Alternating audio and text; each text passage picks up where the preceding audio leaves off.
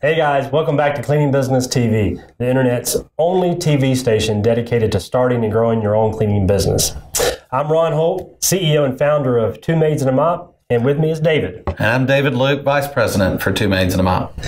And as we've said many times since we've started this, I can't believe you're still watching us. That's right. That's right. Well, today we're going to talk about something that's extremely important. It's a really hot button issue within our industry, within the cleaning industry, and something that a lot of people that are running their own cleaning businesses are going to want to learn from.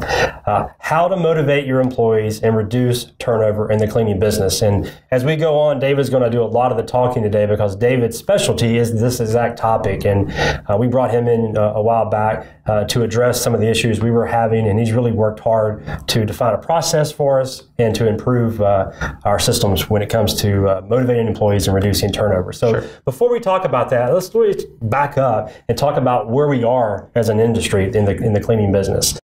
Believe it or not, an average cleaning business has an average turnover somewhere between 300% to 400% every single year. Now, that may not sound like anything because it may not make a whole lot of sense to you, but a better way to think of it is the average cleaning business, no matter where you are in this country, is overturning their entire staff at least 3 times every single year. It's impossible to grow a business in that manner, and your customers are going to hate it more importantly. Right. But that's the standard. That's the status quo in our industry. Why is that? Why is that such a big deal? Why is it important to reduce turnover and keep the same people as often as possible? Well, mainly in our business, in our industry, all of the work is outside of the office. There's no QC department for the most part. There is no assembly line where you can measure where the product is in certain different stages. It's you go out, clean a house, come back, and then the customer walks home from their day of work and either says yes or no to the service.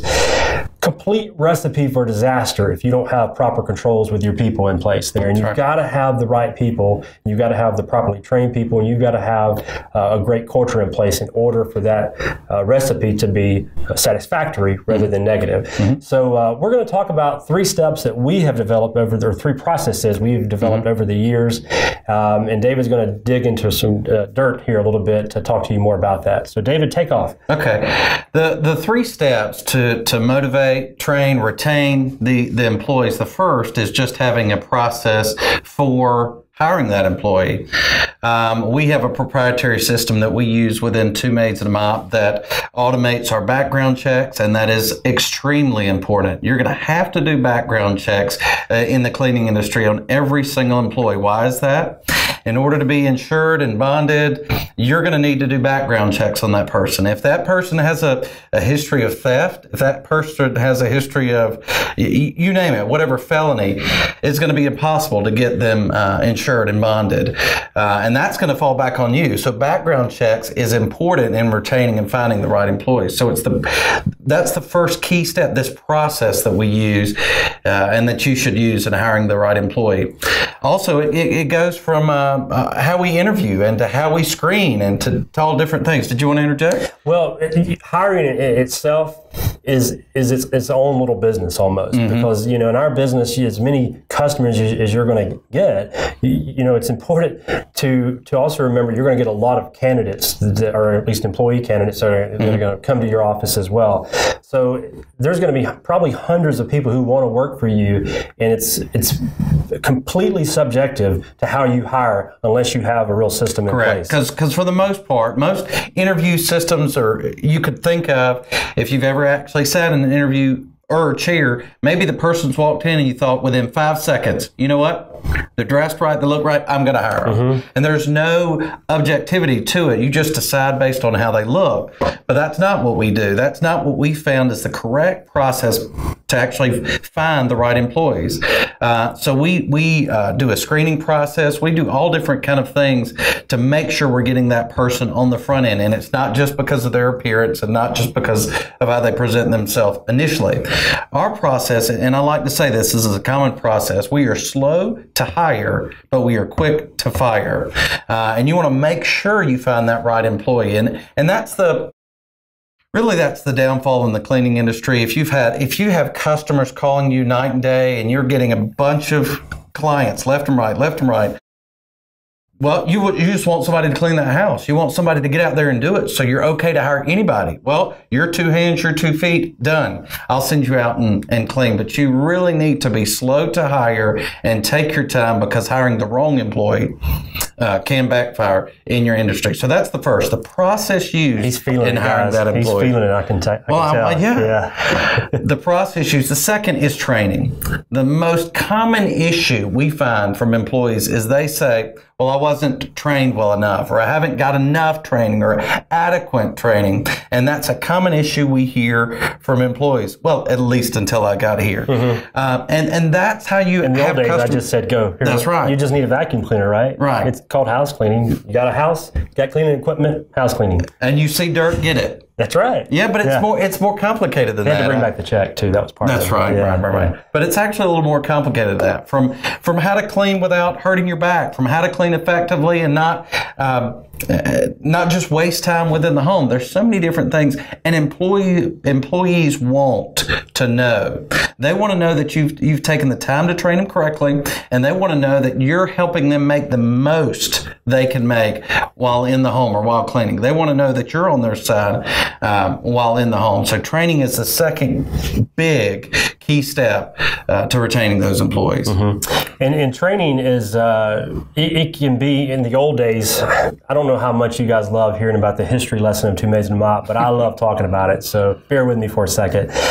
In the old days, our training process was, we made a joke about it a second ago, but that was really it. I mean, I never really dug deep into the business of cleaning, or I shouldn't say the business, I love the business of cleaning. I just didn't really get into the science and art of cleaning. So there was a lot of days where I hired someone very quickly, and I trained them just as quickly, and I said, go. And in fact, there's this one really embarrassing story in the very first few months that I opened the business in Pensacola, where I hired someone, trained them, and within 60 minutes, I guess, they were out in the field working.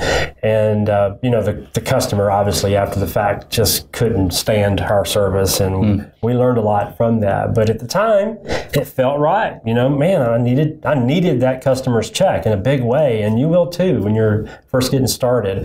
But training is more important than today. You've always got to be, no matter what you do, you always got to be thinking long term with your business.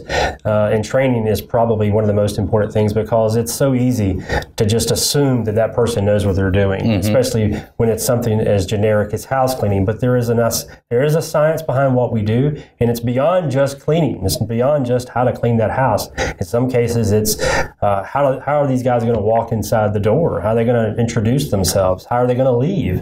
How are they going to collect payment? How are they going to handle a situation when something goes wrong? How are they going to handle a customer service issue? So training is vital, and this isn't new stuff. I mean, every business book out there is going to tell you need to train your employees, but once you're inside that business, it's a lot harder to actually execute on that principle. So got a couple of quick things. What's the third thing? Yeah, the process, that slow to hire, quick to fire, the process you find those employees. Training is the second. The third thing, and this basically is all of it in one, it's the culture within the office. That goes from uniforms to the employees, at least what we do, because we have uniforms for all our employees. We're not just letting people go out just random. We have a bonus system. We have quarterly celebrations. We do a lot of things to develop a culture within our cleaning business. And when we were looking at culture, I wanted to find out who does it well. As far as culture within an organization, there are some businesses that do it exceptionally well. One that I love, one that Ron and I both love, it's definitely in the South, is Chick-fil-A. Chick-fil-A has a great culture within their organization.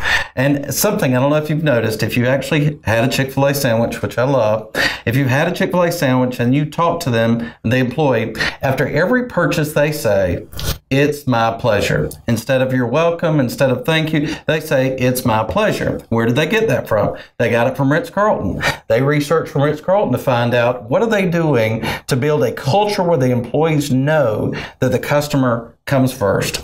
And those two companies, to me, excel in that. And that's what I said, okay, we need to have that same culture within our organization because we need happy employees, we need happy customers.